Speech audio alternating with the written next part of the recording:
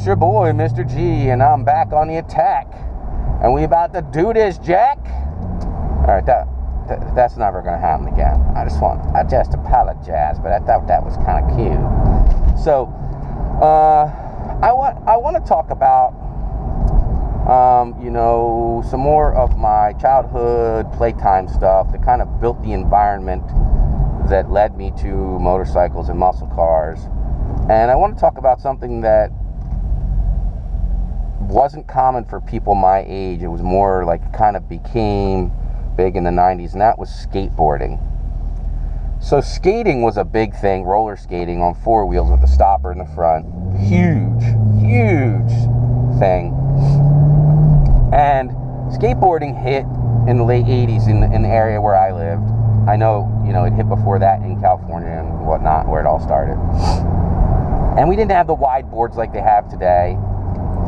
And I remember skateboarding very, very well because it was one of the few physical tasks that I've ever undertaken that I failed miserably at. Now, just to put that into perspective, I had a banana seat Huffy. Well, that's a bike for those of you who aren't ancient. That I could literally ride a wheelie around my entire development that I lived in, which was 1.3 miles. So it wasn't like I was a pauseated kid. I was a highly coordinated, athletic kid, like every other kid that I played with. All of us just played outdoors and played sports all the time. We were all very athletic. All my friends could ride a wheelie for super long distances on their bikes. And I decided, to do the skateboard thing. Everybody was getting skateboards. I don't know. My mom was just good at that kind of stuff. Like, if that was the thing, suddenly they're in the garage, there'd be 3 or 4 skateboards. We didn't even ask for them. They were just like, suddenly we had skateboards. So I took like the skateboard I felt like, rolled the best, and I was trying to learn some stuff. And my friend Vince and I, we got this like sick idea that we would tie a rope to the back of his bike, and then he would go down this hill and he would pull me, and then I would let go and I would skateboard at like a super high speed down the hill. Now, to be fair, this hill, if you were to see it, it's like what's in front of me. Like, not really a hill. But, as a kid, it was like, let's go up the hill. Because then, more speed. So,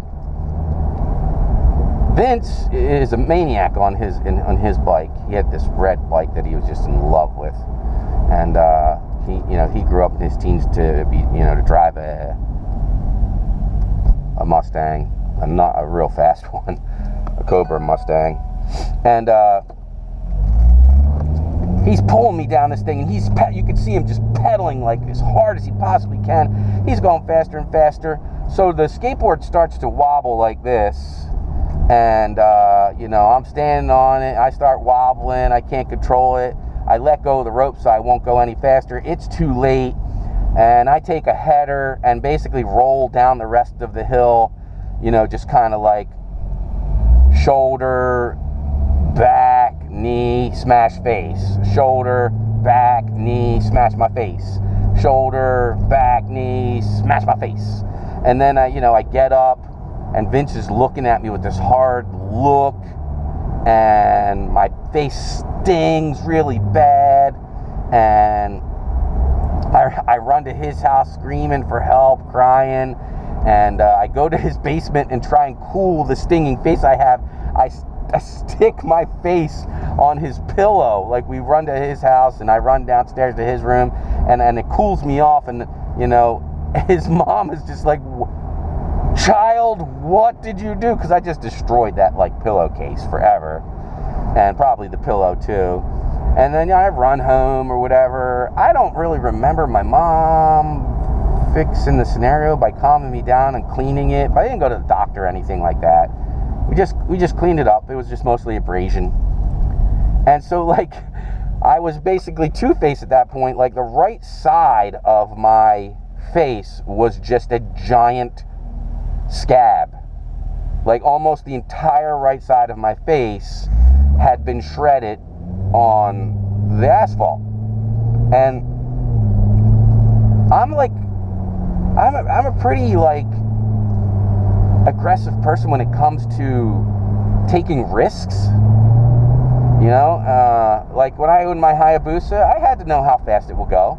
Like, that's the kind of person I am. When I first got this car, you know, I had to turn all the traction control and stuff off and see, you know, how fast is this car?